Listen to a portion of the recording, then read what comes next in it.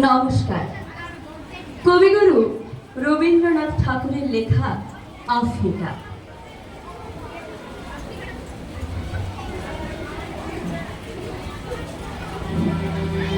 উদ্ভ্রান্ত সেই আদিম যুগে স্রষ্টা যখন নিজের প্রতি অসন্তোষে নতুন সৃষ্টিকে বারবার করছিলেন বিধ্বস্ত, তার সেই অধৈর্যে ঘন ঘন মাথা নাড়ান তিনি।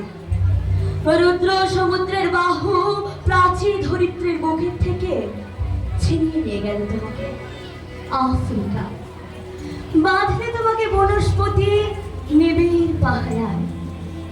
কৃপণ আলোর অন্তঃপুরে সেখানে নিভৃত অবকাশে তুমি সংগ্রহ করছিলে দুর্গমের রহস্য, চিনছিলে জল স্থল বাতাসের দুর্বোধ সংকেত। প্রকৃতির দৃষ্টি অতীত জাদু মন্ত্র জাগাচ্ছিল তোমার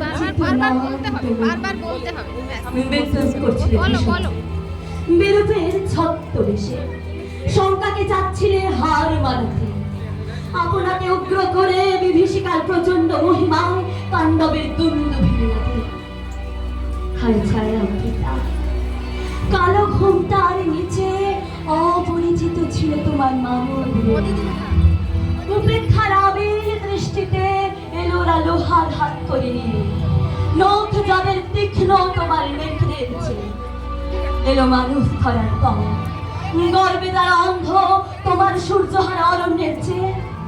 সভ্যের বড় বড় লোভ নগ্ন করলো আপন নির্লজ্জ অমানুষতা।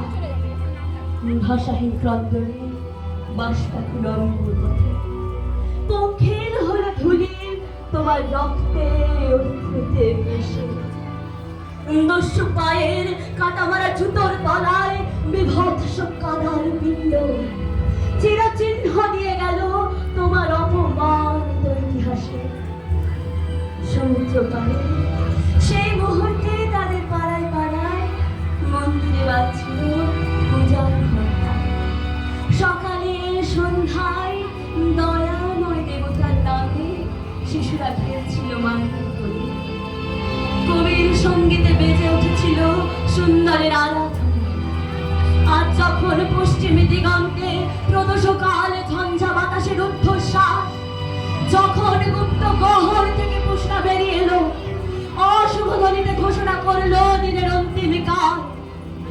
এসো যুগান্তের কবি আসন্ন সন্ধ্যার শেষ রশ্মিপাতে দাঁড়াও ওই মানহারা মানবীর দ্বারে। বলো ক্ষমা করো, হিংস্র প্রলাপের মধ্যে সেই হোক তোমার সভ্যতা শেষ পুণ্যবান। নমস্কার।